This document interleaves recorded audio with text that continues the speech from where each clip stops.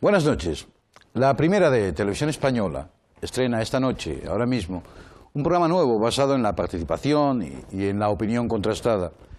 Un programa en el que, entre los unos y los otros, intentaremos recuperar la mejor tradición del debate televisivo. Esta noche vamos a hablar de dinero, del color del dinero negro. Porque antes, ustedes se acordarán, el dinero era de un color lujuriosamente verde, como lo cantara Manolo Escobar en su copla. Me refiero al dinero de verdad, al dinero soñado, no a la calderilla.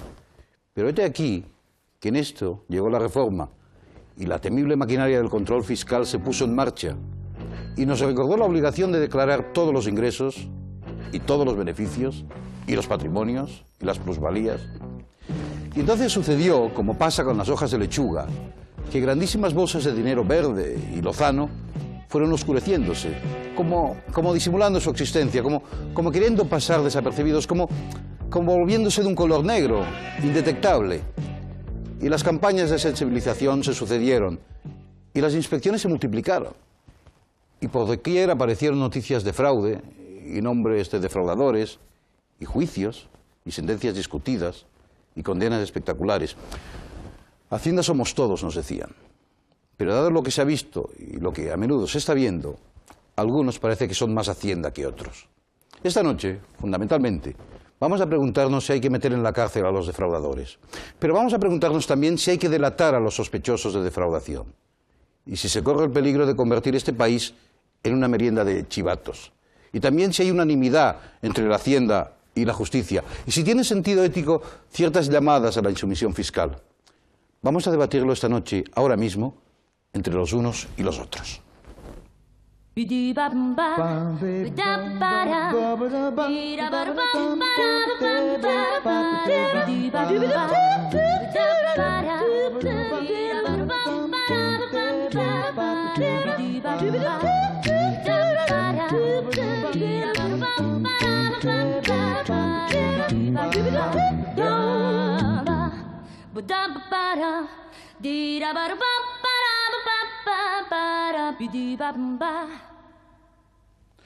Cuanto más tiempo se pierde en las presentaciones, menos tiempo tenemos para los debates. Por tanto, yo creo que la mejor manera de comenzar un programa, para ver su forma y su desarrollo, yo pienso que lo mejor es empezar presentando a nuestros invitados, a las personas que están sentadas a esta mesa de debate y que con nosotros van a replantear o ayudarnos a replantear los temas que hemos citado.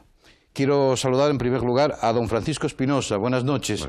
Él es el presidente de la Asociación Española de Asesores Fiscales. Vamos a ver, ¿cuán responsables son ustedes de ciertas defraudaciones fiscales? Yo creo que el asesor fiscal no es un profesional que ayude a defraudar. Evidentemente sobre esto hay quizás un malentendido, ¿no? El asesor fiscal es un profesional que lo que hace es aconsejar y asesorar para que el contribuyente, dentro de la economía de opción, pero dentro del marco legal, tenga la menor incidencia posible desde el punto de vista fiscal, tanto a nivel de vía directa como indirecta, pero siempre dentro del ordenamiento tributario, dentro del marco legal. Sí, quizá he formulado mal la pregunta, pero yo me refiero en el caso de que pillen a uno de sus clientes, ¿qué responsabilidad se le otorga al asesor? Evidentemente, si hay una colaboración como coautor o como inductor o como coautor del fraude, lógicamente el Código Penal tiene reservado su articulado para penalizar esta conducta del profesional que de alguna forma induce a defraudar. Al lado de don Francisco Espinosa está don Francisco Javier Berruguete. Buenas noches, bienvenido. Es director de Servicio Fiscal de la COE desde el año 78. Las estadísticas de Hacienda nos dicen que en el año 93 la mayor concentración de expedientes por delito fiscal se produce en el impuesto sobre sociedades, en torno al 41%, y que luego le siguen con el 35% delitos relacionados con el IVA. Bueno, según este planteamiento, o según eso que acabo de leer, da la sensación de que son los empresarios, las empresas, quienes más defraudan al fisco. ¿Es así? Yo creo que no. Yo creo que la defraudación al fisco es un concepto que no es exclusivo ni predominante de ningún estamento social, ni de ninguna profesión, Entonces entiendo que se puede dar en cualquier profesión o en cualquier ámbito. Otra cosa es que los empresarios tienen impuesto por imperativo legal una misión que consiste en recaudar la mayor parte de los impuestos, tanto propios como ajenos. Y como consecuencia de eso, es fácil que los empresarios, al manejar tanto dinero destinado a la recaudación fiscal, unas veces propio y otras veces ajeno, corren mayor riesgo de cometer evasiones, de cometer fallos, de cometer errores, todo lo cual pues, puede desembocar en acusaciones de fraude fiscal.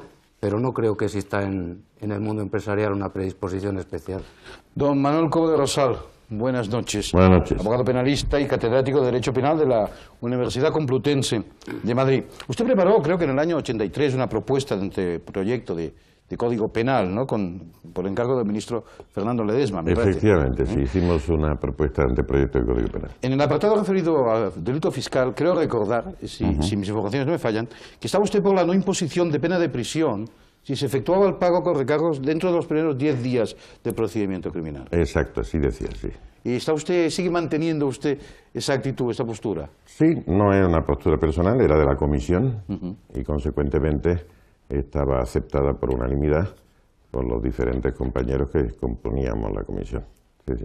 Y así la aceptó también el propio Ministerio de Justicia a la sazón, que hizo suya esa propuesta de anteproyecto de Código Penal, que posteriormente no se presentó por una serie de razones que no son del caso, pero el Ministerio de Justicia también estaba de acuerdo con esa tesis. Y sabe usted que se está estudiando, al parecer esas son las noticias, elevar por encima de 15 millones el tope de cantidad defraudada por año para meter en la cárcel al defraudador. ¿Está usted de acuerdo con esa ampliación? ¿Cree que debería haber más ampliación todavía, menos? Yo creo que debería haber más ampliación. Es decir, que el tope fuese más alto. Y que debiera reservarse el derecho penal para los supuestos sumamente graves. Y mientras tanto funciona la potestad sancionadora de la Administración, que pienso que es mucho más ágil y operativa que todo un proceso en materia criminal. Seguramente es uno de los empresarios jóvenes más populares, si es que los empresarios son populares, pero yo creo que en su caso lo es.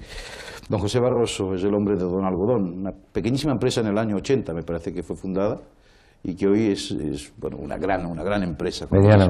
Bueno, pues una mediana empresa. Bueno, no, porque está el secretario de Estado de Hacienda, usted no quiere decir lo grande. No, no, usted es secretario porque he tenido inspecciones, pero que es mediana. O sea que... Bien. Don José Barroso, como empresario joven, ¿cree usted que los impuestos son tan graves obstáculos para el funcionamiento como dicen los veteranos? Pues yo creo que los impuestos como tal no son grandes obstáculos. Es más, mentiría si digo que pienso que para que una empresa vaya bien, tiene que, si los impuestos fueran distintos, cambiaría el que vaya bien o mal una empresa. Lo que sí creo es que la conciencia social de la juventud, sobre todo, que es a lo que yo me dedico, al consumo de la gente joven, está claro que la gente joven lo que sí ve es qué se hace con sus impuestos. O sea, qué hace el Estado con los impuestos que está pagando el empresario.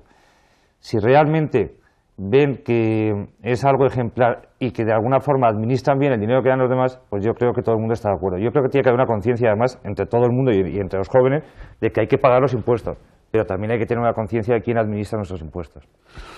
Don Juan Francisco Martín Seco, buenas noches. Qué buenas noches. Él es licenciado en Económicas, Empresariales y Filosofía, es inspector de Finanzas del Estado e inspector de Entidades de Crédito y Ahorro del Banco de España. Sociedades instrumentales, interpuestas, deudas simuladas, cuentas bancarias falseadas. ¿Qué responsabilidad tiene la banca en el fraude en España? Pues yo creo que una gran responsabilidad, que duda cabe, porque, entre otras cosas, la mayoría de las operaciones donde se da el fraude son operaciones de tipo financiero. Y la banca, y concretamente la Asociación Española de la Banca, se ha opuesto siempre al tema de hacer transparente los mercados financieros. Es decir, hubo, por ejemplo, en el año 83-84, con la Ley de Activos Financieros, hubo una gran oposición de la banca a levantar el secreto bancario. Realmente, si la banca, si las entidades financieras, cuando hablo de la banca, el conjunto de entidades financieras, quisiese que el fraude fiscal se terminase en España, es muy posible que, desde luego, si no se terminaba, porque el fraude fiscal nunca tiene fin, es decir, siempre habrá defraudadores, el golpe de gracia que se daría sería impresionante. Y además en ese sentido, pues yo creo que también de alguna manera es responsabilidad del Gobierno, porque hay un cierto control por parte del Banco de España y del Gobierno sobre las entidades financieras, y si hubiese habido ese interés, esa voluntad política, es muy posible que el tema del fraude fiscal hubiese avanzado muchísimo, de la lucha contra el fraude fiscal. Don Rafael de Mendizábal, buenas noches, es magistrado del Tribunal Constitucional. Bueno, ¿usted cree que los jueces son más benévolos con los defraudadores que la propia Administración? Yo creo que no. Lo que pasa es que su posición es distinta, porque los jueces, en virtud de un viejo principio que está incorporado de una manera o de otra a la Constitución, tienen que condenar según lo alegado y lo probado, y no siempre se prueban los hechos delictivos. O sea, no es un problema de actitud, No es un sino problema de desarrollo del oficio. El juez es un ciudadano más. Don Enrique Martínez de Robles es el secretario de Estado de Hacienda. No estoy contando el currículum de todos los invitados porque es larguísimo y me ciño bastante a lo que están haciendo ustedes en estos momentos, ¿no? Usted es secretario de Estado de Hacienda. Estamos viendo esa campaña de acabar con el fraude, un compromiso de todos. ¿A quién están buscando ustedes con eso? ¿A pez gordo o a pez chico? Nosotros buscamos a los defraudadores, pero también en esta campaña lo que queremos poner de manifiesto es que el fraude es cuestión de pocos, es lo que dicen los lemas de la campaña. En general, nuestra opinión es que los contribuyentes cumplen muy bien sus obligaciones fiscales, tenemos un grado avanzado de cumplimiento de estas obligaciones.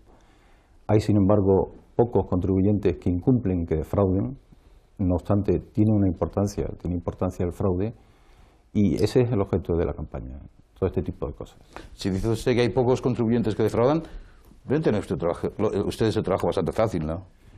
Pues sí, no podemos decir que sea complicado. Hay pocos contribuyentes, defraudan, el fraude tiene importancia, y también hay que facilitar a los demás contribuyentes el cumplimiento de sus obligaciones tributarias. Todo esto es complejo gestionar el sistema. Pero, en fin, el fraude es una de las preocupaciones, no es la única preocupación de la gestión de la hacienda pública. Javier Sadaba, buenas noches. Sí, bueno. Filósofo, catedrático de Ética de la Universidad Autónoma de Madrid. Yo creo que usted alguna vez ha manifestado sus recelos en contra del Estado, en general. ¿Estaría entonces a favor también de la insumisión fiscal? No, y los recelos los sigo manteniendo, ¿eh? Entonces, antes de contestar, si puedo decir algo que han dicho los unos. Bueno, los unos suena muy mal, parece lo de Atila y tal, yo no sé quién es. Bueno, uno de los unos. Por eso no decimos quiénes son los unos y quiénes son los otros. Exacto. Bueno, pues uno de los unos, que todo el mundo defrauda, todo el mundo puede defraudar. Bueno, eso no es verdad, defrauda a los que tienen dinero. Es decir, que quede claro, parece que es un truismo, pero está ahí. Es decir, el que no tiene dinero no defrauda. Es decir, que me parece que es algo que de entrada hay que colocar en su sitio. Y respecto, claro, a la función del Estado, a mí me parece que defraudar en principio es mentir. Más etimológicamente es mentir. Habla el profesor de ética, ¿eh? Claro, y efectivamente uno cuando defrauda en una sociedad, por ejemplo, un Estado medianamente justo, no está defraudando al Estado, está defraudando a otra gente. Es decir, si fuera al Estado a mí me daría igual. Lo que está es quitando a otra gente, no haciendo justicia distributiva. Es decir, no la justicia boca a boca, sino la justicia respecto a todos. Ahora, yo sí creo que si el Estado no cumple con su función, entonces hay que articular políticamente una defensa contra ese Estado. Y puede ser desde la insumisión a la desobediencia. ¿Y está usted por? En este momento estaría por presionar mucho más a los defraudadores. Tengo ese ideal de que hay una sociedad muchísimo más justa de la que hay, pero de momento, pragmáticamente, quiero que se cumplan las normas y, concretamente, que todo ese dinero negro, las exenciones y 1000 formas que hay de derivar el dinero para que no llegue a muchísima gente sin oportunidades o incapacitadas, pues que llegue. Y en ese sentido, que se pague. Tenemos también un especial observador en este programa, lo tendremos cada semana a medida que avancen estos espacios. Se trata de un redactor gráfico, de un humorista del papel, de un hombre, cada semana será distinto, que refleja la actualidad a través de sus viñetas. Es un hombre que en este caso trabaja en 5 días, La Información de Madrid, Interview. Sir Cámara, buenas noches. Buenas noches. No sé si de llamarle don Sir, señor Sir. Vamos a dejarlo ahí en la marca comercial. Sir Cámara. Lleva su copyright y suficiente. Muy bien. ¿De qué color se pinta Hacienda? ¿Hacienda? Sí. Pues Hacienda, yo que sé un poquito de colores, creo. Creo que Hacienda se pinta de un color pardo, triste, aburrido. Lo digo en relación a las campañas publicitarias de Hacienda. Me parecen tristes y aburridas, y eso aleja muchísimo los objetivos que se persigue de llegar al contribuyente. ¿Por qué hacer unas campañas tan rígidas, tan, vamos a decir, aburridas? Esa es la expresión, lo que mejor define. ¿Por qué no tratan al contribuyente con cariño, con mimo, con simpatía? Y por otra parte, una campaña añadida, cerrado el ejercicio, que le cuente: oye, contribuyente, tu dinero ha llegado aquí, está ahí, ¿lo ves? Porque es que los duros de Hacienda, no sé, hay un punto en el que se pierden. Creo que está usted mostrando a la cámara los deberes que le hemos encargado, que es llegar aquí con un dibujo adecuado más o menos a la historia del programa, al color del dinero negro. Sí. Yo creo que ustedes lo están viendo, lo han visto, me parece, durante un ratito, o sea que creo que está absolutamente claro. Ustedes también lo deben haber visto, ¿no? Una secuencia de Cibeles, la plaza de Cibeles, y un señor que pasaba por allí con dinero negro. Sí, clarísimamente negro, tapando los ojos. Completamente. Vamos pues a comenzar el tema del debate después de esa presentación de nuestros invitados. Quizá sobre en ese primer repaso se han apuntado tantísimos temas que mucho miedo me da que no lleguemos al final complementándolos todos. Pero para empezar, y hablando de si hay que delatar o no delatar, de si hay que descubrir o no descubrir, de si hay muchas bolsas de fraude o no, de si el Ministerio está en ello o no está en ello, tengo conmigo a don Pablo Muñoz Cuéllar, que es economista y corredor de comercio, que me gustaría que nos contara su historia. Él era tesorero. ¿Era usted tesorero? Sí, era. Buenas noches. Era tesorero de un colegio de corredores. ¿El colegio jerezano? En Jerez de la Frontera. Concretamente, ¿no?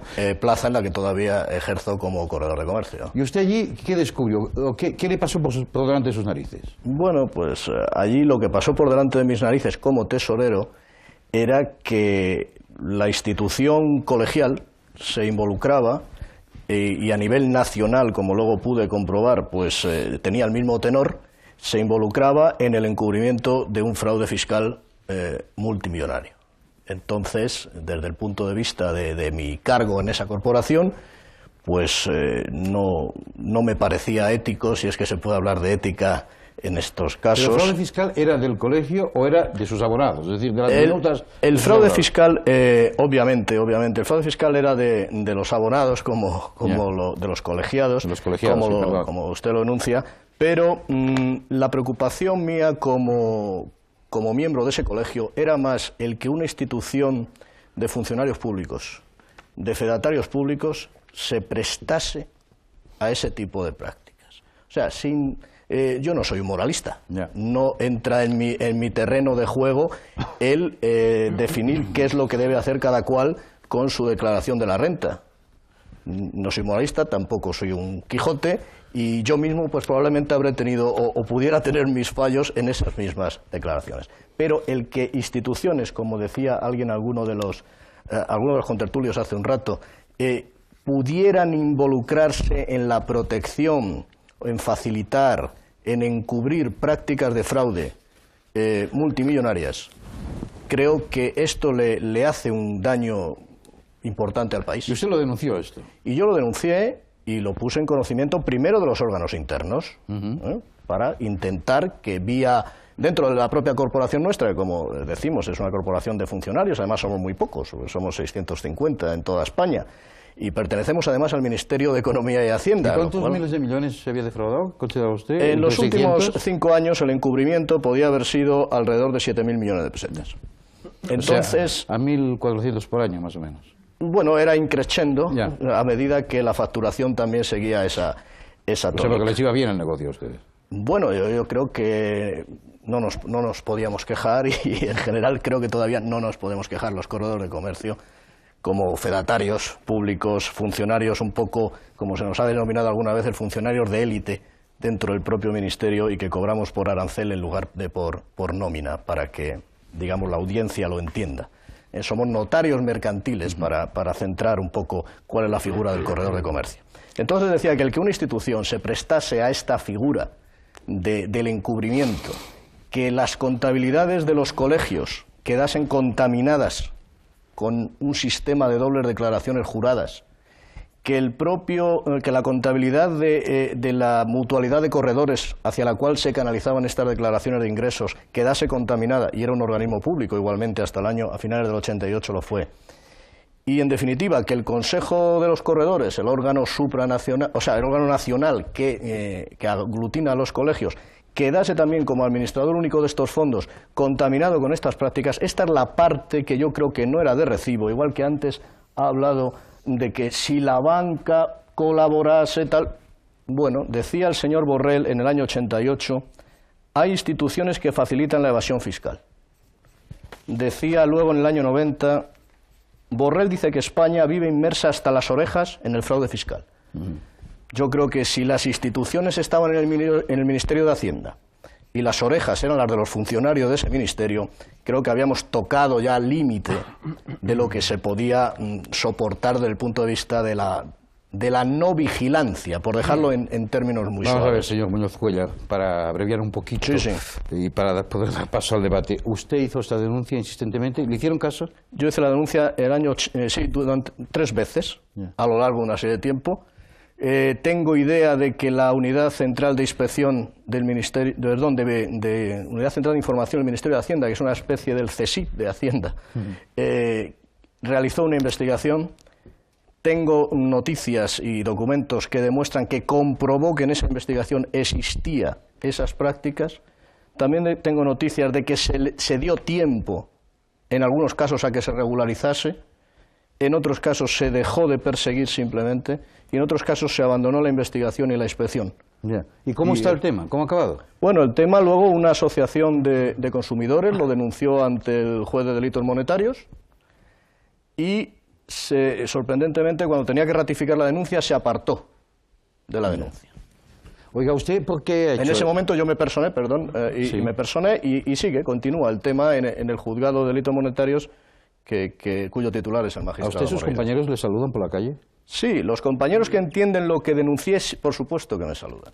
Hay gente que no entiende qué era lo que se estaba persiguiendo, y había mucha gente y lo hay, o sea, no todos los corredores de comercio son unos defraudadores, ni muchísimo menos.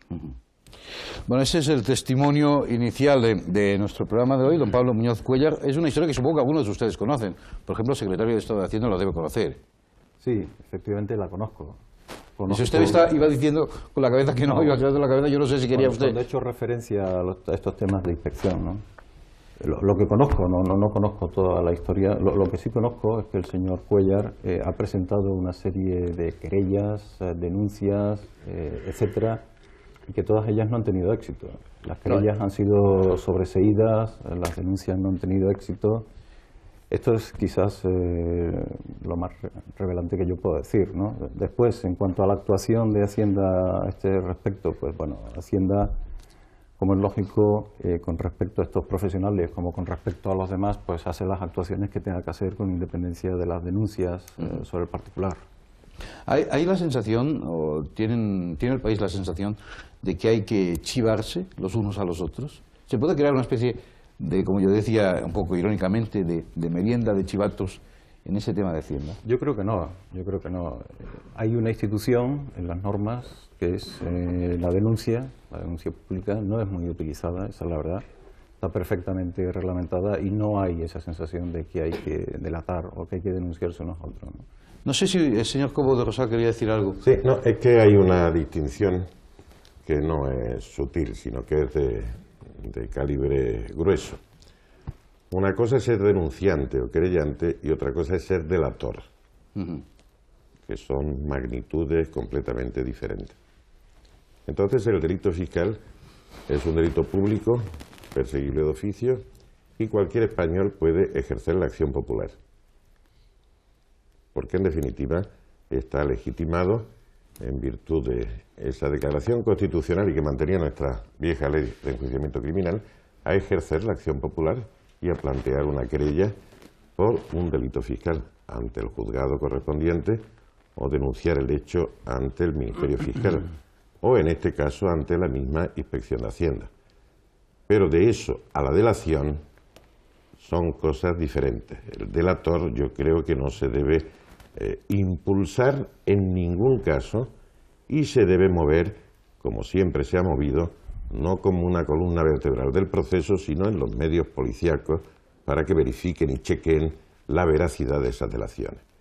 Pero el señor Muñoz Cuéllar no es un delator, sino es un denunciante o un querellante, que es una cuestión muy distinta. Esta precisión conviene que se haga porque hay una especie de movimiento en este delito y en otros tipos de delitos de impulsar la delación va por simples conjeturas, por simples sospechas.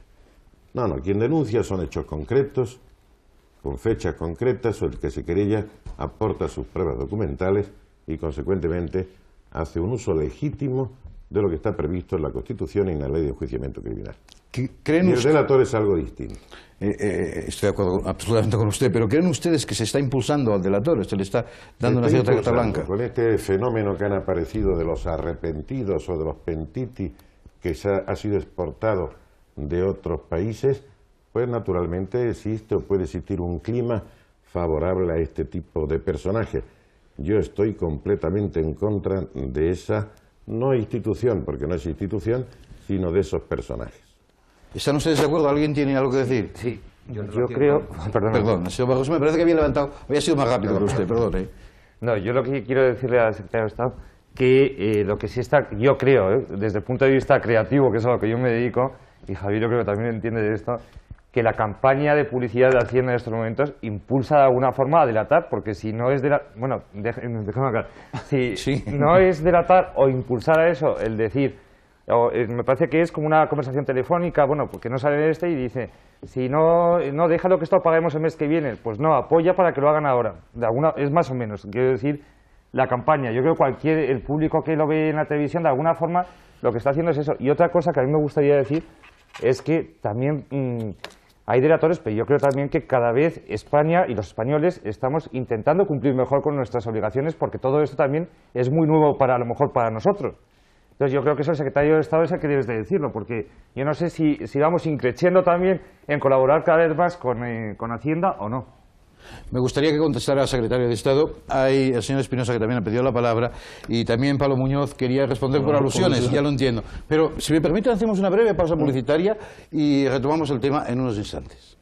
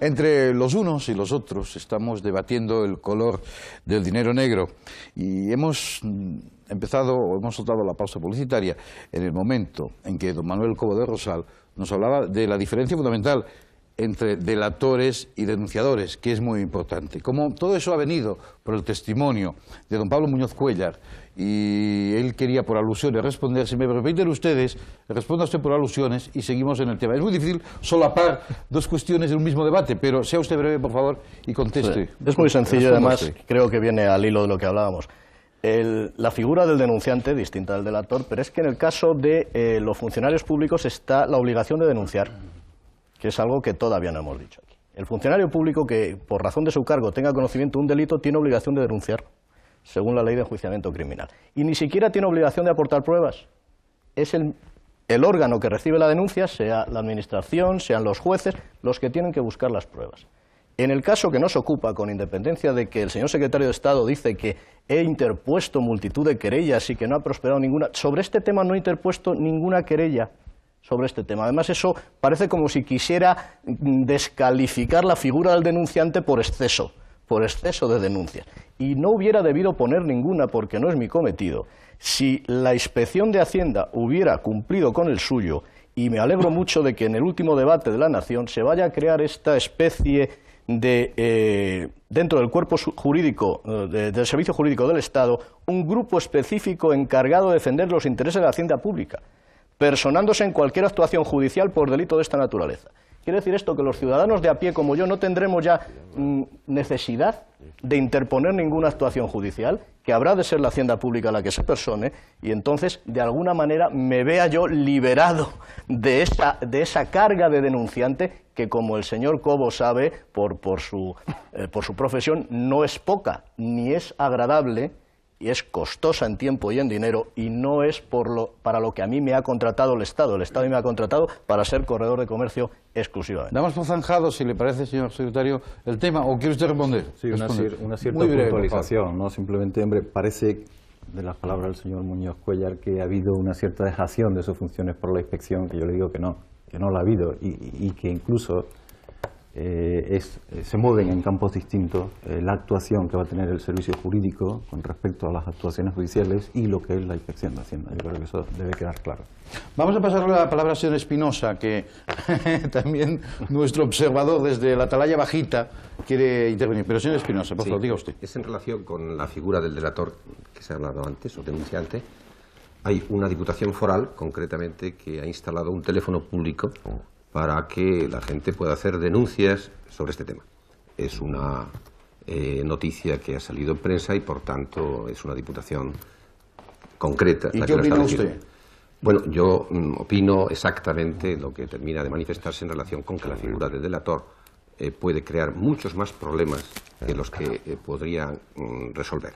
Pero en relación con esto, y siguiendo, y solamente un segundo, yo creo que tendríamos que centrar el problema del fraude fiscal, porque realmente nos podemos ir, se nos puede ir de las manos. De acuerdo. Yo entiendo que el fraude fiscal, la única posibilidad de corregirlo es diagnosticarlo de una forma eficaz. El fraude es una enfermedad. El fraude es un síntoma patológico de una sociedad que está moralmente enferma, psicológica y socialmente. En consecuencia, creo que si no se analizan cuáles son las causas del fraude fiscal, todo lo demás será efecto, pero nunca causa. Y para corregir cualquier tipo de enfermedad hay que analizar las causas. Y me permito decir 3, porque en la relación jurídica tributaria normalmente siempre está la administración y el contribuyente. Pero yo pondría quizás un primer protagonista, y es el legislador. Si centramos qué causas son imputables al legislador, cuáles son imputables a la administración y cuáles pueden ser imputables al contribuyente, tendremos un abanico de no muchas causas, pero sí suficientes para poderlas atacar. En principio, el legislador tiene que ser alguien que legisle de una forma clara, concisa y estable. No es posible que estamos asistiendo a un espectáculo de hace unos años para acá, en el que las normas se prodigan, que es imposible prácticamente seguirlas. Se emplean además técnicas viciadas por la técnica del reenvío, por el parcheo, por las disposiciones adicionales, por las disposiciones derogatorias parciales. En principio, el legislador entiendo que tendría que tender a hacer unas disposiciones claras, precisas y estables, repito. Y en segundo lugar, incorporar de una santa vez, que llevamos 16 años intentando incorporar, los principios constitucionales al ordenamiento tributario. Desde el año 78, que se aprobó la Constitución, estamos todavía adaptando el sistema tributario a los principios constitucionales. Todavía no se ha acabado la adaptación. En cuanto al legislador, estas dos son causas que yo creo que habría que profundizar en ellas para intentar corregirlas. En cuanto a la administración, hay recientemente una disposición, una ley, que es la ley del derecho administrativo común, que realmente es muy reciente, es de la ley 30/92, en la que se reconocen una serie de derechos a los ciudadanos. Y estos derechos son muy claros, pero hay un párrafo del artículo 35 que señala que el contribuyente necesita cada día más, no lo dice la ley eso de cada día más, pero sí dice la ley que necesita ser tratado con respeto, deferencia, y que la Administración tiene que hacer lo posible por ayudar al cumplimiento de sus obligaciones fiscales. En consecuencia, la Administración tiene que mentalizarse de que el contribuyente es alguien a quien hay que administrar y, por lo tanto, debe tratarse con respeto, con deferencia y ayudarle, pero no intimidarle. Señor Sada, yo pedí usted la palabra. No, voy a ser obediente, voy a ser esta vez obediente y voy a ser breve y, por lo tanto, voy a responder telegráficamente antes de que centremos. Me parece muy bien lo que dijo el señor Espinosa, pero se han dicho algunas cosas que a mí, por lo menos, insisto, telegráficamente me gustaría puntualizar. Primero ha hablado el señor Cobo del ejercicio de la acción popular. Estupendo, que se haga mucho más, en todo. Si es una invitación, me sumo a ella. Creo que es bastante difícil después, pero seamos consecuentes para esto y para 1000 cosas más. La figura del delator está mal siempre. El delator yo creo que está mal siempre. Sería absurdo hacer del ciudadano un policía. Ahora, hay que denunciar. En ese sentido, chapó a la prensa en este momento, que ha denunciado, como nadie, o alguna prensa, y desde luego a la publicidad. Y en ese sentido sería un momento también para decir por qué las listas de los contribuyentes no aparecen, que sería una de las formas precisamente de dar esa publicidad que es, vamos, además es conditio sine qua non para que sepamos cómo están las cosas. Antes ha dicho algo de la cárcel. Yo no quiero la cárcel para nadie, es obvio, ¿no? Pero bueno, los métodos comparativos vienen bien. Yo no voy a hacer muchas comparaciones, no voy a hacer ninguna, pero voy a hacer solo una que me parece pertinente, por eso la digo, y no quiero entrar en el debate más. En este momento, y no lo digo yo, lo decían personas bien moderadas, va mucho antes un insumiso a la cárcel que un defraudador. Y claro, lo que tiene gracia es que aquellos que, por ejemplo, están contra los insumisos hablan de los valores colectivos, de que la individualidad tiene que, en ese momento, ponerse al servicio de... Bueno, parece que cuando se entra en cuestión de dinero es cuando aparece de nuevo el individuo. Entonces, no. Entonces, podría poner muchos más ejemplos. Eso me parece absolutamente pertinente. Y finalmente, bueno, además, por otra parte, yo creo que hay en este momento, lo de delatores lo quito. Desde luego hay muchos más defraudadores que denunciantes. Es decir, que en este momento podríamos más bien preocuparnos de denunciar, ¿no? Y finalmente lo de la cultura, yo no se le atañe al Ministerio o no, pero a mí me parece fundamental lo de la cultura. No creo que las campañas sean buenas, las que en este momento yo he visto por lo menos, y tienen que además ser realmente interesantes, no solo agradables y un poco más alegres, que estoy completamente de acuerdo. Este país cada vez es más triste en todo, ¿no? Y me parece que es un mal síntoma, además es un mal índice. Pero fundamentalmente en este caso una campaña además tiene que tener dos caras. Una, mostrar que el fraude atañe a todos, que no es una cuestión de darle al Estado, que es una cuestión de darnos unos a otros, que es una función de que el Estado en último término, si tiene alguna función, es de instrumento, de medio y nada más. Y finalmente de exigencia de esos gastos.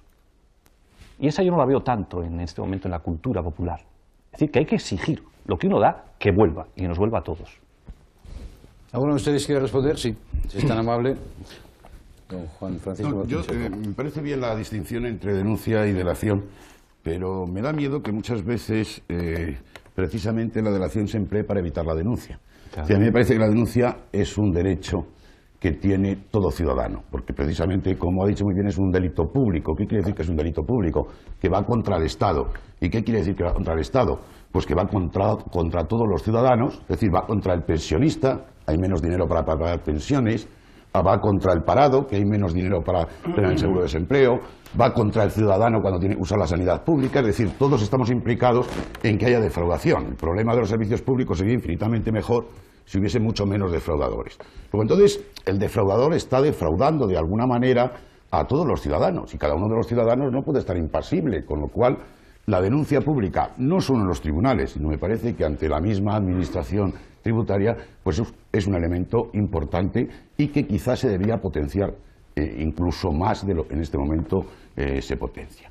Y después el segundo elemento que quería decir es que efectivamente frente a todas esas causas que se han puesto del fraude fiscal, el fraude fiscal siempre va a existir porque indudablemente hay los grandes defraudadores, es decir, el incentivo es tan importante a defraudar cuando estamos hablando de cantidades muy importantes, que a pesar de que se legisle bien, a pesar de que se trate bien al contribuyente, a pesar de que el dinero público se gaste bien, a pesar de todo eso, si lográsemos todo eso, seguiría habiendo defraudadores. A mí me parece que el único elemento disuasorio de verdad contra los grandes defraudadores es el tema efectivamente del delito fiscal, es decir, que haya penas de prisión, porque las penas administrativas, que son siempre penas pecuniarias, implica que es jugar a una lotería, y cuando estamos con grandes fortunas, con operaciones muy importantes, bueno, siempre interesa defraudar, porque aun cuando la inspección termine sancionando, en esa lotería, como uno ha hecho muchos fraudes, siempre te terminan cogiendo uno y económicamente interesa defraudar. Solo la pena de prisión es la que es capaz de tener ese elemento disuasorio. Después le doy la palabra enseguida, pero no, quería decir que creo que estamos llegando al meollo del planteamiento de este debate. Un poco la pregunta, consecuencia del titular genérico, es si hay que meter en la cárcel a los defraudadores. Pero ya que usted ha tocado el tema, yo le pregunto, ¿a partir de qué delito y a partir de qué cantidad de dinero eso ya, defraudada? Indudablemente es un tema opinable, relativo, es decir, si el tema tiene que estar en 5 millones, en 15 o en 20. Yo creo que no es tanto ese problema, es decir, los 5 millones actuales vienen de la ley que me parece que es del 84, 85, pues a lo mejor si viésemos cuántos son esos 5 millones, actualizándolo en pesetas actuales pues saldrían 10 o 15 millones. A mí me parece inclusive bien que se ponga una cantidad elevada. Pero creo que para las grandes defraudaciones lo único que realmente es eficaz es el tema del delito fiscal. Y ahí nos encontramos con un tema que es importantísimo, que es el tema del funcionamiento de la justicia y por qué el delito fiscal no ha funcionado en este país a pesar de haberse impuesto en el año 77. Señor Martínez Robles. Sí, simplemente muy breve para decir que tanto la denuncia como la acción pública hace mucho tiempo que están reguladas en el derecho español y que funcionan perfectamente. La denuncia es muy antigua en el orden administrativo. Se presentan las denuncias que se presentan y, como es lógico, los órganos administrativos las siguen y tienen las consecuencias que tienen que tener. Igual pasa con la acción pública. Yo creo que eso funciona aceptablemente. Después, algo que dijo el señor Barroso anteriormente, dijo que parece que la campaña que se ha hecho recientemente incitaba a la delación. Yo creo que ese sería un mal resultado, porque no era ese, desde luego, el objetivo de la campaña, sino era, como se ha señalado aquí, pues que la mayoría de los contribuyentes cumplen bien, que el fraude es una actitud de unos pocos, que cuando se defrauda se hace algo que va contra todos, como decía el señor Sadaba, que la administración actúa contra ello. Yo creo además que se trataba de poner alguna figura de fraude porque se advierte una cierta permisividad social. A veces hay que decir que una determinada actuación es un fraude fiscal para que todo el mundo sea consciente de que lo sea. Señor Barroso, pedía usted la palabra. Sí. No, yo es una opinión mía que seguramente todo el mundo compartan. Yo sí estoy muy de acuerdo con una cosa que ha dicho Javier, pero que entonces estoy en contra de lo que ha dicho Martín Seco por una razón. Hay que pedir, yo estoy de acuerdo. Es imposible. No, sí, te voy a explicar por qué y lo vas a entender. Hay que pagar y estamos de acuerdo todos. Pero tú muy bien has dicho antes que hay que exigir también. Sí, sí. Entonces, yo estoy oyendo aquí que se piden, yo no estoy, que consta que yo no estoy defendiendo a ningún defraudador, pero se están pidiendo penas de cárcel para eso. Entonces hay que empezar porque los propios cargos públicos, y perdonadme, pero es que es así, que no es que defrauden, que a mí ya que defrauden no me da exactamente igual. Los cargos públicos que administran nuestro dinero y que se está viendo permanentemente lo que está ocurriendo con los casos de corrupción, vayan primero a la cárcel. Cuando vayan ellos, empiecen los demás. Muy bien. Pedía usted la palabra, señor Cobo. En relación con el tema de los insumisos y la distinción que ha hecho Sábada, es que el proceso por un delito fiscal es muy complejo. El proceso judicial, con pruebas periciales, con pruebas de tipo documental, con pruebas de carácter contable, etcétera, etcétera, con una serie de normas que no son estrictamente penales, que son de carácter administrativo, de difícil interpretación ante un tribunal de justicia, y consecuentemente eso quizá hace que sean muchísimo más lentos por la propia naturaleza de las cosas que el proceso contra un insumiso. Y esto explica la tardanza, por decir así, de un procedimiento criminal por delito fiscal, lo que no supone en absoluto, pienso yo, que haya un trato discriminatorio por parte del Poder Judicial con respecto a los insumisos que con respecto a los defraudadores, sino que la propia naturaleza del asunto es mucho más compleja, y de ahí su tardanza. Estoy completamente de acuerdo con el señor Martín Seco de que los grandes defraudadores tienen que tener penas privativas de libertad, pero como él bien ha dicho, los grandes defraudadores. La dispersión o la masificación que puede producirse con el tope que tenemos en la actualidad de los 5 millones de pesetas, a mí me parece que eso ni es conveniente para la administración tributaria del Estado, ni tiene ningún sentido en la actualidad, sino que debe ser un tope bastante más alto, aunque se mantenga, como es lógico y natural, como figura delictiva el delito fiscal.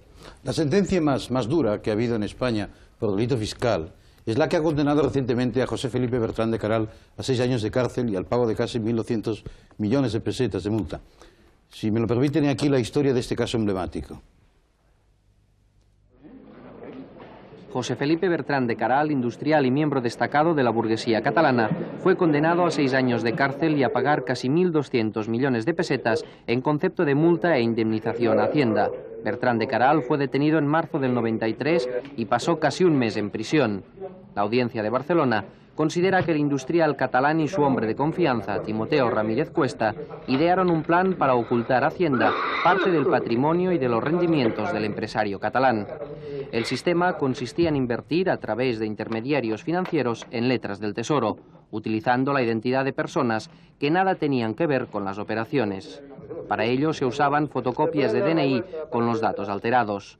Según la sentencia, el dinero que se obtenía en estas inversiones se utilizaba para pagos por cuenta del industrial, que escondía su identidad tras un complejo entramado de más de 40 empresas.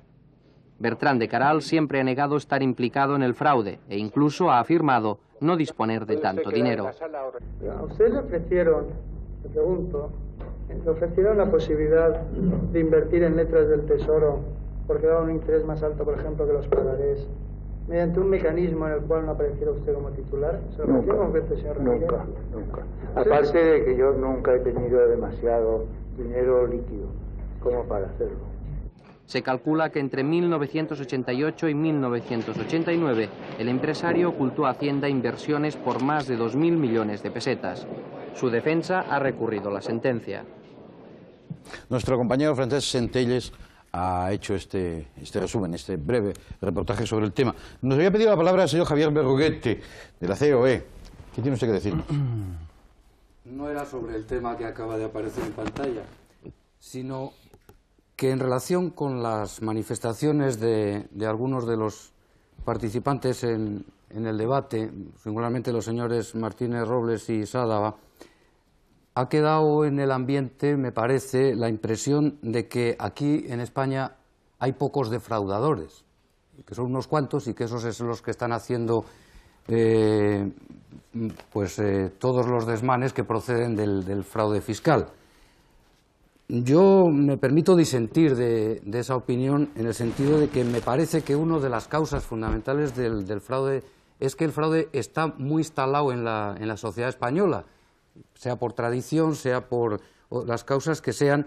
Creo que el sentimiento de que defraudar el fisco no es algo reprobable socialmente está muy instalado en la sociedad española, hasta el punto de que esa frase que oímos en las películas, es decir, en las películas extranjeras, naturalmente, de yo pago mis impuestos como un timbre de orgullo, aquí creo que pocos lo emplean, más bien el que dice eso queda como un primo ante las demás. Entonces yo creo que lo que falta en España es una mayor concienciación ciudadana respecto de lo que supone el fraude y esa falta de solidaridad que implica. Y en este sentido también quería hacer una alusión a la primera pregunta que usted me ha hecho respecto de los porcentajes en distintos impuestos que parecen implicar que hay unas ciertas bolsas de fraude muy localizadas. Bueno, la verdad es que son unos porcentajes que seguramente son ciertos, indudablemente lo son, pero sobre unas cifras pírricas. Es decir, el 40% de los expedientes sean de IVA, cuando el número total de expedientes en un ejercicio determinado, como el 90, sea de 90 expedientes enviados al Ministerio Fiscal, o de 72 en el año 91, los porcentajes creo que carecen de relevancia. Y aquí quiero referirme a otra cosa también en relación con las distintas adscripciones de los diferentes porcentajes de expedientes por fraude fiscal o por delito fiscal, en el sentido de que aquí tengo que hacerle también un reproche a los servicios de Hacienda, en el sentido, y ellos lo reconocieron en el libro blanco de la reforma sobre la imposición personal del año 91, que Hacienda, por la razón que sea, por inercia normalmente, es mucho más proclive a inspeccionar siempre a los mismos que a tratar de buscar a los que no conoce, a los que están emboscados y no tributan de ninguna manera. Y así tenemos contribuyentes que son una y otra vez inspeccionados y, naturalmente, me parece que eso no es distribuir adecuadamente la justicia tributaria.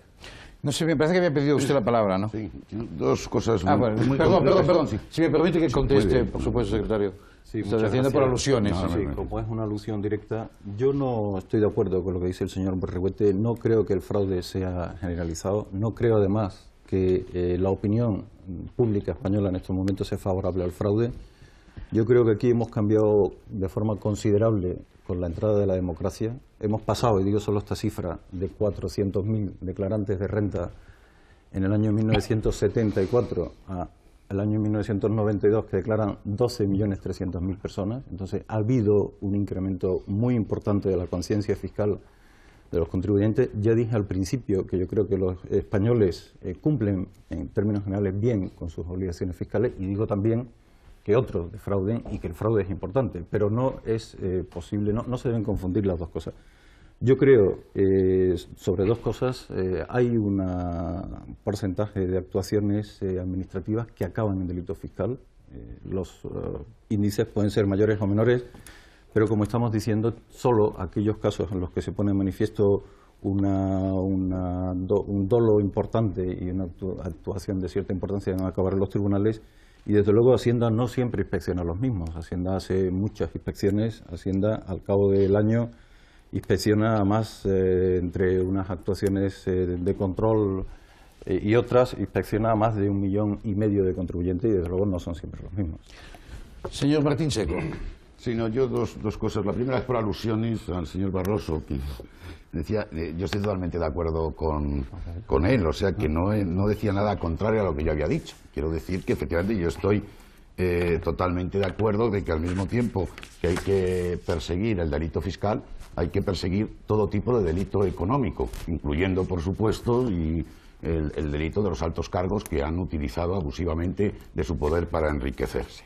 Lo que pasa es que lo mismo que decía antes del delito fiscal, yo creo que es extensible al delito económico en general, que es el procedimiento lentísimo de los tribunales, y quizás que los tribunales de justicia en este país no están especialmente preparados para tratar el delito económico, y ahí tenemos un cuello de botella realmente importante. El otro tema es que yo decía efectivamente que eran los grandes defraudadores, y no indicaba cifras, no me refería a si eran 5, 10 o 15, pero no me gustaría que quedase en el ambiente la idea de que 5 millones, cuando se impuso en el año 85, es una cantidad relativamente pequeña, porque estamos hablando de defraudar 5 millones cada ejercicio y en cada tributo, y desde luego no son muchos esos 5 millones, que ahora pueden ser 10 en pesetas de 1994, ¿verdad? No son muchos los que pueden defraudar 5 millones en esas condiciones. Yo creo que desde luego afectaría al 1 por 1000 de los contribuyentes que tienen capacidad de defraudar esa cantidad. Señor Sala me había pedido antes la palabra, sí, el señor Mendizábal después. No, que sí, también prometo ser muy breve. Vamos, no es cuestión de... No se me excuse más, señor Sala, adelante usted. ¿Ah, sí? Sí, no, o sea, breve, pero no necesitaré que nos lo recuerde. Sí, suele ser una muletilla, pero vamos, no. No, bueno, yo no intento polemizar en absoluto, sería pues con el señor Couder Rosal. Lo que sí me gustaría es que tuviera razón en lo que ha dicho, que el problema de los insumisos fuera un problema exclusivamente técnico en el proceso penal, que es mucho más complicado en el delito fiscal que en los insumisos, pues que se perfeccione muchísimo más el delito fiscal o los delitos económicos, como hablaba el profesor Martín Seco en este momento, y se sea mucho más sensible respecto a los insumisos, porque tampoco es tan fácil después condenar a alguien por insumiso. Pero dejando eso de lado, yo sí que creo, me creo así intuitivamente y dentro de lo que puede entender uno como ciudadano, que son relativamente pocos los que defraudan comparativamente. Pero lo cual quiere decir que los pocos que defraudan muchísimo. Defraudan una barbaridad. Claro, una barbaridad. Si no, hombre, yo no voy a decir el dinero negro, no, bueno, se produce de muchas formas, pero luego el delito fiscal parece que en estos momentos las cifras son monumentales. Lo cual quiere decir que en este caso sí que estoy de acuerdo con sin que sirva de precedente, con el señor Martínez Robles, que sea los mismos, me parece muy bien que sea los mismos, claro, a los que pueden defraudar, lo cual no quiere decir que sea parcial, sino que aquellos que puedan defraudar. Y el tema, si son pocos los que defraudan, y defraudan mucho, que parece que eso es así, entonces yo estoy por las penas de cárcel, y no solo administrativas, por sanciones fuertes, por sanciones realmente fuertes. A mí me parece que al sinvergüenza no se le puede tolerar que haga eso. Es decir, que esta mentira económica, utilizar el dinero de esa manera, con las consecuencias que tiene, eso es algo realmente gordo. Y por lo menos hablo comparativamente, o se suprime para todos, o en estos casos es enormemente riguroso, precisamente como ataque social, ¿no? Como eficacia recaudatoria, ¿es mejor una imagen de un famoso o de un señor muy conocido esposado entrando en la cárcel por un delito fiscal, o toda la campaña que están haciendo ustedes este año a través de los medios publicitarios? ¿Me lo pregunta? Sí, se lo pregunta a usted. Probablemente lo respondería mejor que yo algún experto en imagen, en publicidad. Ya. No lo sé exactamente. Siempre es malo, yo creo, utilizar una figura como esta que me decía para hacer publicidad del cumplimiento de las obligaciones tributarias. Yo creo que la mejor noticia sería que todos cumplen bien. Eso que sí que sería una buena noticia. Eso animaría. Contagiaría, por lo menos contagiaría. Contagiaría.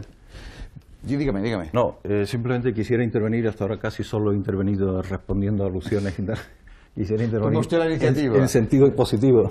En sentido positivo puedo. Sí, naturalmente. Sí, no, decir que efectivamente todo lo que ya hemos hablado, pues para la Administración el fraude, a pesar de lo que venimos diciendo, es, como es lógico, una grave preocupación en cualquier momento. Entonces, ¿qué hacemos? Brevemente lo digo, ¿qué hace el Ministerio y qué hace el Gobierno en este momento para el fraude? Yo creo que brevemente podemos decir, en primer lugar, facilita el cumplimiento de las obligaciones fiscales por los contribuyentes.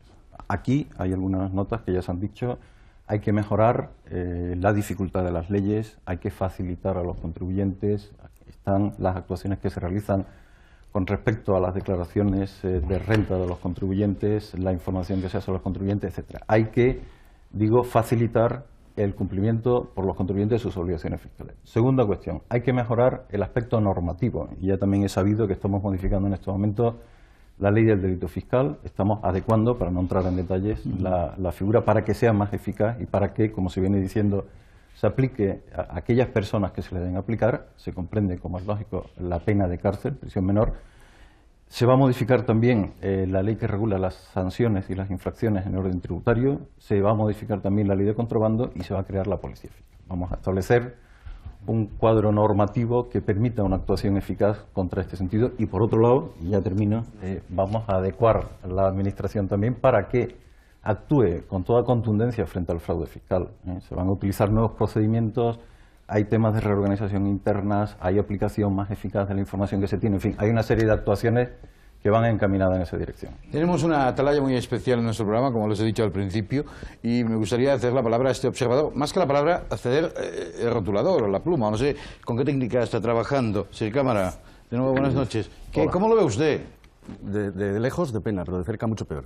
No, yo les quería decir que llevan un rato, estaba dándole vueltas a la misma cuestión. Hablando del fraude fiscal, pero en la secuencia de los hechos consumados, yo iría más al fraude fiscal, que ahí puede encontrar un gran estímulo, Hacienda. Ese fraude que todavía no se ha cometido, esos coquetos, esos presumidos, esos listillos de tertulia que dicen, pues yo tengo un truco para defraudar a Hacienda, oye, te paso la fórmula, porque tengo el disquete, porque presumen, se crecen, te hacen sentir imbécil perdido. Y pagan menos que tú cuando tienen más ingresos. Y además lo vocean, lo corean, es tema de tertulia, insisto. Y están corriendo esa forma de presumir, esas tonterías suyas, por todos los salones, por donde van, ¿no? Es comentario de trabajo, de tertulias, de todo. Esa gente, habría que echarle el ojo encima, al menos seguirles, no perderlos de vista, vengo a decir. Y muchos de ellos son conocidos. Hablo de personajes de ámbitos públicos, artísticos, gente que presume de eso. Yo lo he visto. Lo oigo con frecuencia. Ya sé que ustedes quieren intervenir inmediatamente, pero después de esa pausa publicitaria que les vamos a ofrecer por gentileza de los unos y los otros, vamos a hacer la palabra también a otro testigo. Se trata de un periodista que ha trabajado a fondo estos temas, se llama don Francisco Núñez. Buenas noches, don Francisco, ¿está usted por ahí? Buenas noches. Espero después en esta silla de testigos y ahora hacemos la pausa publicitaria prometida.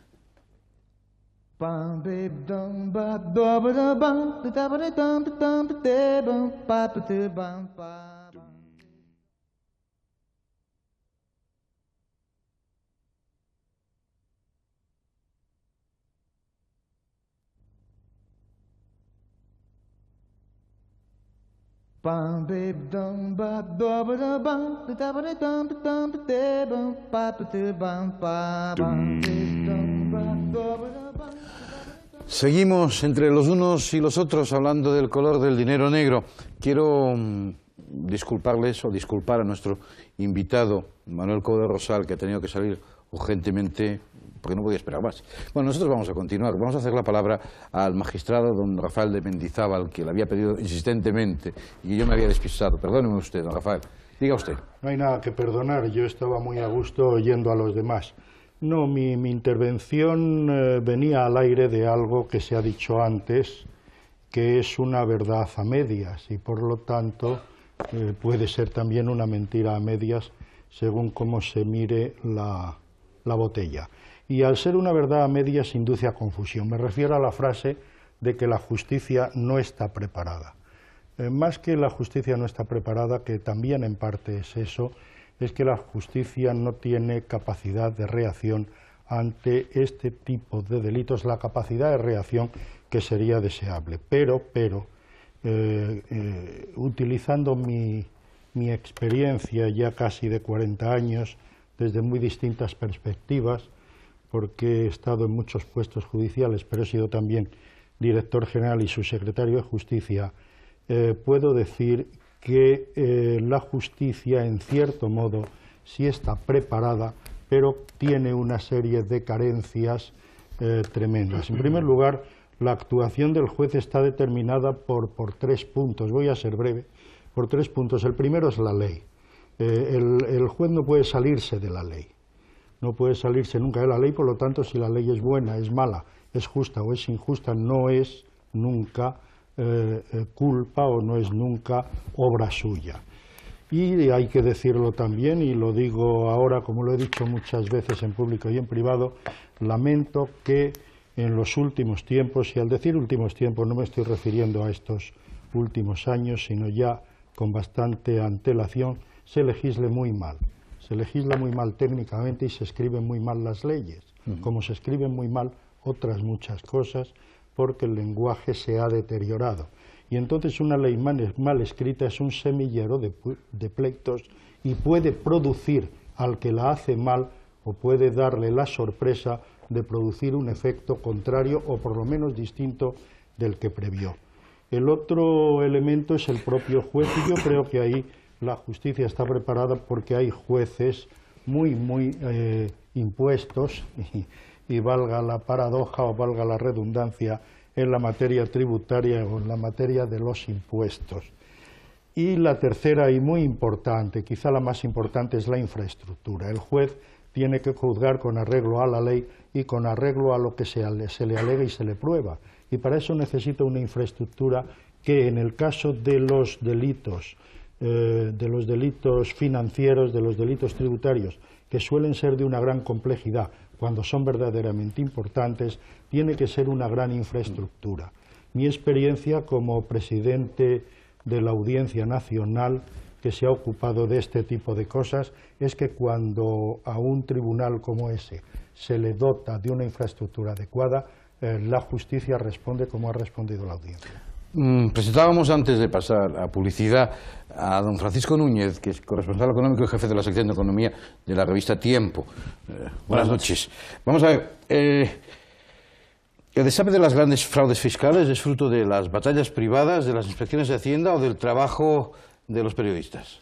Yo creo que de todo un poco, ¿no? En los últimos tiempos hemos visto como la prensa parece ser que va por delante incluso de la propia inspección fiscal.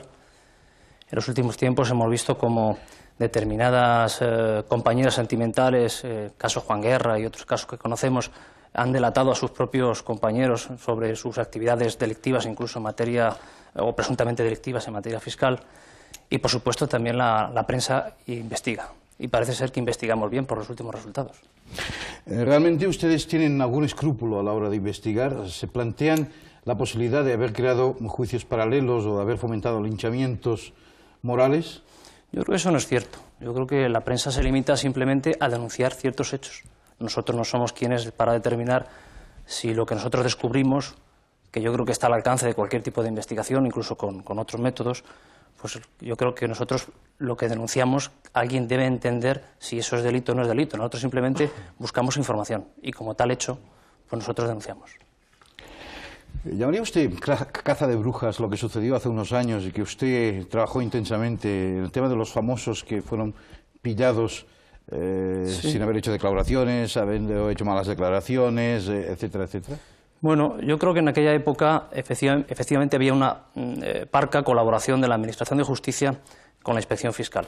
Es decir, los inspectores, Hacienda enviaba los expedientes correspondientes, que recordar, pues muy cuantiosos, 1.500 que recordar hasta el año 85, y había muy pocas sentencias o casi ninguna. Yeah. En aquella época, bueno, pues yo creo que fue una estrategia pues muy respetuosa. A la prensa se nos pasó cierta información y como era información la publicamos. Entonces la campaña consistía en delatar o en implicar a ciertos famosos que estaban siendo inspeccionados para que sirviera de ejemplo para el resto del colectivo de la ciudadanía. Caso de Schuster, caso de Perito Ruiz, caso de Lola Flores. Ahora yo creo que hubiese sido todo mucho más fácil. Yo creo que la campaña de la renta actual, en lugar de habernos gastado un dinero los contribuyentes en la campaña actual, que se ha dicho que si es gris o por lo menos blanca y negra sí es. Pero yo, en todo caso, yo creo que hubiese sido más fácil haber hecho público las actas de inspección de determinadas personas que tenemos aquí en la mente ahora acusados de corrupción, como caso del señor Roldán, del señor Rubio o del propio Juan Guerra. Pero eso es posible. Bueno, es posible para que lo haga quien lo tiene que hacer, ¿me entiende? Hubiese sido gratis total la campaña. Señor Barroso. Sí, yo quería decir una cosa de la que has dicho, que estoy de acuerdo contigo, pero sobre todo es que hoy precisamente el consejero, viene unas declaraciones en un periódico, en Diario 16, del consejero de Hacienda vasco, que no sé si habéis leído, que dice que precisamente la campaña más anti-Hacienda ha ocurrido ahora con lo que tú estabas diciendo, es decir, que por mucho dinero que se haya gastado el Ministerio de Hacienda, en estos momentos el efecto de toda la corrupción que hay en España, teóricamente, que parece que sí la hay, es lo que va a conseguir que la gente realmente esté en contra absolutamente de declarar, que yo no estoy a favor de eso y que digo que declare todo el mundo, pero hay una cosa que es evidente. Si ven, que volvemos a lo de antes, aunque yo sé que Martín Seco está de acuerdo conmigo en que vayan a la cárcel los que también tienen que ir, que la gente que administra el dinero de todos, no solamente estoy hablando de uno, sino que es que hay muchos casos, es decir, de un Roldán, de un Filesa, de 20 historias que hay por ahí, pues claro, ¿cómo va a querer el ciudadano pagar sus impuestos para decir, como se oye desgraciadamente, y tú eres periodista en la calle, ¿para qué lo voy a dar yo? ¿Para que se lleven los demás? Porque eso es realmente lo que ocurre en la calle, aunque luego, desgraciadamente, paguen justos por pecadores, y en los cargos públicos igual, que habrá gente estupenda, como seguro que hay, como en todas partes.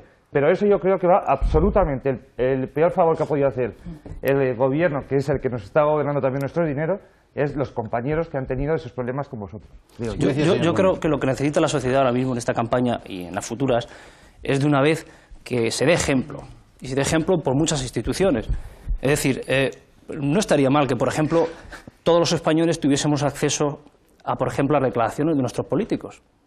Que no sé si se sabe, pero nuestros políticos han legislado a su favor. A un obispo de No, por ejemplo, de pero quiere decir que... Sí, la declaración del presidente de la Junta de Extremadura. Sí, pero a lo que voy es que incluso nuestros políticos han legislado a su favor. Ellos, por ejemplo, sus dietas no tributan. Y, por ejemplo, nuestros parlamentarios cobran dietas por 14 meses. Incluso los de vacaciones y los días que no van cobran dietas. Se llama indemnizaciones por razones de servicio, que significa dietas. Y bueno, pues habrá que hacer algún ejemplo, habrá que ejemplificar a la sociedad de alguna manera. Es que si no, la gente joven, que es lo que tú preguntabas antes, la gente joven ante todo esto, y yo creo que está muy bien que hayamos conseguido cada vez declarar más Hacienda, porque yo creo que hay cada vez más conciencia de que hay que declarar, pero la gente joven con todas estas cosas el día de mañana va a estar harta de este país. Es que es un problema de cultura fiscal y hay que educar a la gente de abajo. No es que el señor Martínez Robles esté enchufado en este programa, sino que está pidiendo insistentemente la palabra. Yo creo que incluso por alusiones es normal que le responda. Yo creo que en este momento la ciudadanía española es mayor de edad como para saber entender exactamente qué es lo que ocurre y qué interpretación deben darle a los acontecimientos. Sí, yo creo que sí. Entonces yo creo que ideas como las que dice el señor Barroso, que las ha dicho ahora y las ha dicho antes también, deberíamos separarlas, ¿no? Él ha hecho referencia a temas que están ligados, pero que es necesario y conceptualmente separar, ¿no? Los temas de pagar y exigir, los temas de que los cargos públicos vayan a la cárcel antes que los demás. O sea, yo creo que deben ir a la cárcel los defraudadores, sean cargos públicos o sean presidentes de empresa o simplemente sean particulares. Ya, pero un momento, pero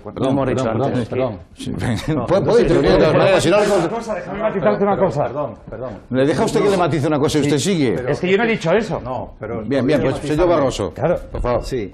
No, yo creo que eso es importante porque en este momento que están pasando esas cosas, no sé si esto va en la línea de la campaña o no, pero en el fondo yo creo que sí, porque lo que está ocurriendo es que estamos poniendo de manifiesto una situación de delito fiscal y otra situación de delito fiscal, y lo que debe quedar claro es que hay la intención del gobierno de acabar con esa situación o de aclarar esa situación. Yo creo que esta es la situación de lo que se debiera sacar alguna moraleja en esta situación, más que decir, bueno, como todo es muy confuso, como los cargos públicos no presentan las declaraciones o tal, eso es una vía peligrosa. Pero yo creo que lo peligroso... Un momento, señor Barroso, que responda. Perdón, creo que usted la había yo pedido. respeto que para ti es una vía peligrosa, para mí no es peligrosa, yo no estoy ni en un partido ni en otro, y yo como ciudadano que pago mis impuestos, yo no puedo diferenciar una cosa. Yo diferencio el delito fiscal, pero no diferencio que el dinero que todos pagamos los que estamos aquí va a las arcas del Estado, y el Estado tiene que administrar ese dinero. Y si la gente que administra en el ministerio que sea donde sea lo administra mal, entonces yo, perdón un momento, como persona que estoy pagando a los cargos públicos, realmente tengo que decir, oiga, estoy harto de que con mi dinero hagan esta chorizada. Y eso sí es claro. Y si no, que no sé si están de acuerdo los demás, pero eso está clarísimo. A ver, la última intervención antes de pasar a los demás por alusiones. Sí. Yo creo que efectivamente... Tenemos tiempo, no se preocupe. Yo creo que efectivamente lo que dice es peligroso, porque una cosa es que con el dinero público se administre bien y vean dónde se invierte, qué es lo que se hace, eso es una cosa. Y otra cosa que hay que diferenciar, que el señor Barroso no lo diferencia, es la actuación privada de algunos casos de gestores públicos. Yo creo que es necesario separar esas dos cosas, no, porque él no diferencia y en una situación democrática... Déjenle hablar, por favor. En una situación democrática, efectivamente, hay dos asuntos, que es el reparto de los ingresos, quién van a pagar los impuestos y qué se va a hacer con el dinero que van a pagar los impuestos y si ese dinero se invierte de forma más o menos eficaz. Entonces, eso, en una situación democrática, se realiza a través de los procesos electorales, parlamentarios, etcétera, a través de los cuales se realizan. Pero no vale confundir ahora, como yo creo que confunde el señor Barroso, la actuación de algún gestor público con la eficacia o no de la inversión de los bienes públicos, del dinero público. Creo que no todo el mundo está de acuerdo con el análisis que ha hecho usted, porque se han levantado bosques de manos, pero vamos a guardar un poco el orden, por favor. El señor Martín Seco quería responder. No, a mí... Después, perdón, sí, siga. No, que me parece que surge un tema que es esencial, ¿no? Que es la legitimidad de la exigencia tributaria. Yo creo que la exigencia de la obligación tributaria se legitima en un Estado democrático. En un Estado dictatorial, por ejemplo, podríamos empezar a hablar de insumisión fiscal, que hablaba antes Javier Sádraga, ¿no? Y tanto en cuanto el Estado sea más democrático, mayor estará legitimada la exigencia fiscal. Quiero decir que en un Estado que empieza a haber problemas de corrupción, etcétera, es indudable que eso afecta a la conciencia fiscal. Es decir, yo creo que, como decía el secretario de Estado, es verdad que los ingresos y los gastos son las dos caras de la misma moneda y, por lo tanto, yo me he pronunciado antes por el tema del delito fiscal, pero al mismo tiempo creo que es muy importante la conciencia fiscal que tenga la ciudadanía. Esa conciencia fiscal se deteriora. Esa conciencia fiscal no es que legitime el no hacer la declaración de renta o el fraude fiscal, pero es indudable que desde el punto de vista de la conciencia fiscal, si el Estado administra mal esos impuestos, si no existe control del gasto o se conocen determinados elementos de corrupción de personas que en cargos públicos han administrado mal esos fondos, es indudable que eso va a deteriorar la conciencia fiscal. Yo creo que una forma tan importante de luchar contra el fraude fiscal, como lo hemos dicho anteriormente, es una buena administración del gasto público y el control del gasto público. Don señor Muñoz Cuellar, por favor. Agradezco que me toque ya. Sí, usted muy paciente. He sido muy paciente. No va a ser su tiempo, ¿eh? No lo voy a desaprovechar. Decía que he sido paciente porque creía que, además de hablar de un fraude fenomenal, teníamos que hablar del fenómeno del fraude. Y creo que ahora es cuando efectivamente estamos entrando muy bien en harina después de una brillantísima exposición técnica por cada uno de los ponentes.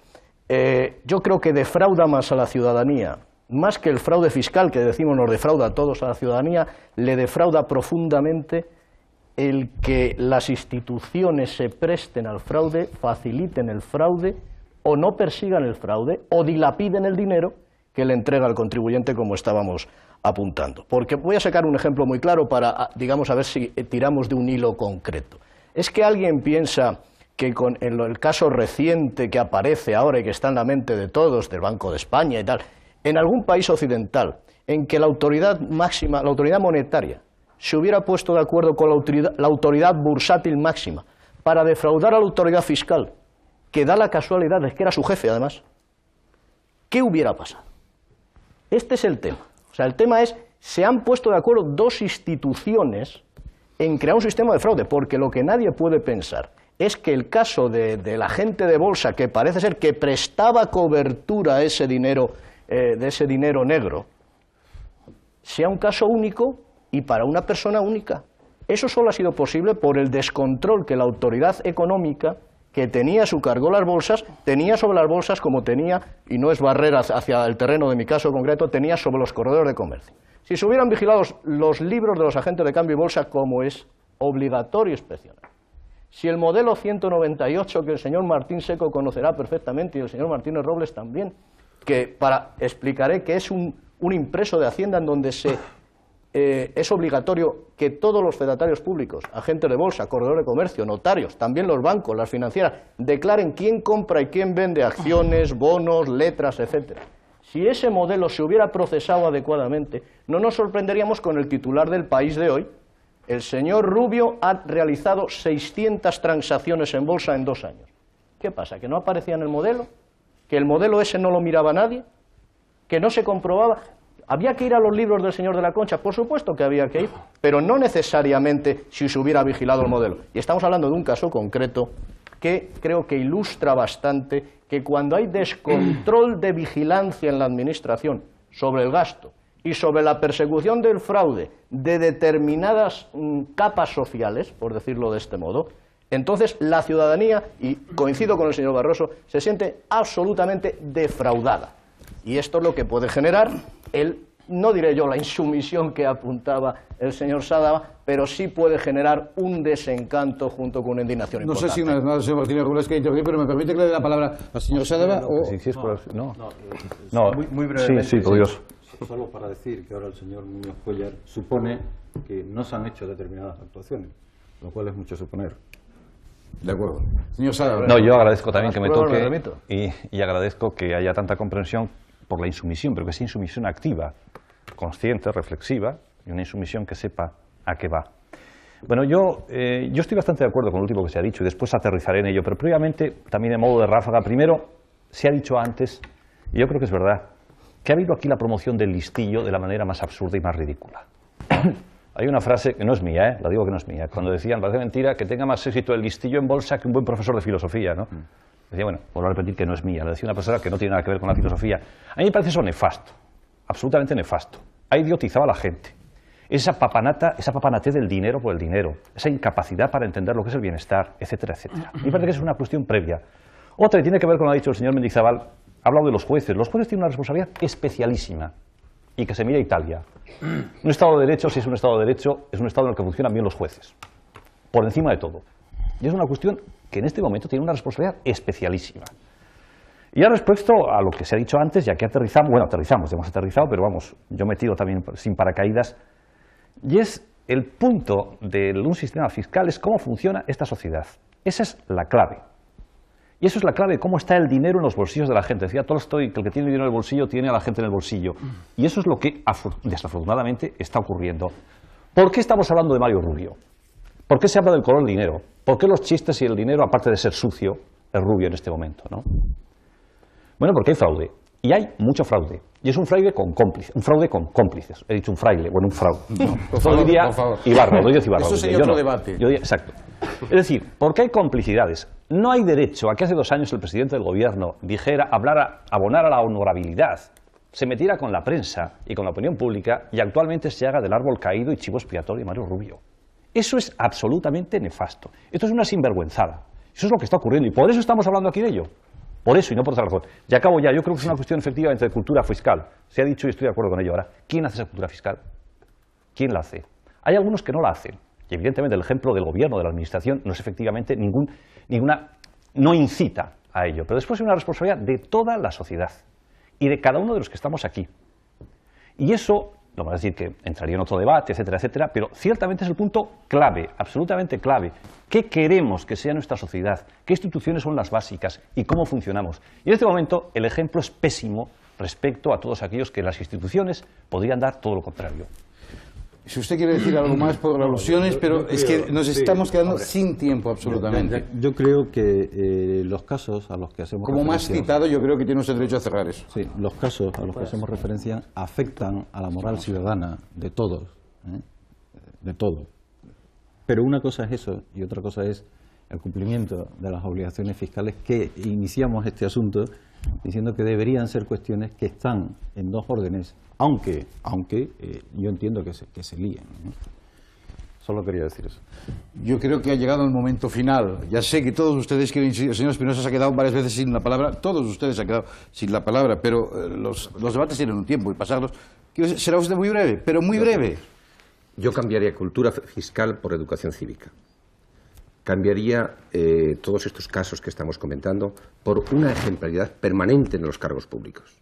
La única forma de vencer la resistencia que los contribuyentes tenemos para pagar impuestos es encontrarnos con un foco de referencia que sea ejemplar, pero ejemplar permanentemente, como una exigencia, como una vocación del cargo público para que diese fuera ejemplar de una forma continuada. Y que de una vez también por todas que se corrija el desequilibrio que existe en la relación jurídica tributaria de que la Administración no debe tener privilegio alguno frente al contribuyente. Me gustaría prolongar el debate y me gustaría recomendarles que ustedes continúen ese debate en sus casas, pero es que es muy tarde, a esta hora de la noche no creo que tengan ustedes ganas de debatir. Mañana quizá a la hora del desayuno o mañana a la hora del almuerzo sigan ustedes con este debate sobre el color del dinero negro. Les espero la próxima semana, dándole las gracias a todos los presentes, les espero la próxima semana en la primera, a partir de las 11:30 de la noche, con una nueva edición de Los Unos y los Otros. Buenas noches. Bum baby dum ba da ba da bum da ba da dum da bum ba ba da bum ba bum baby dum ba da ba da bum da ba da dum da bum ba ba da bum ba bum ba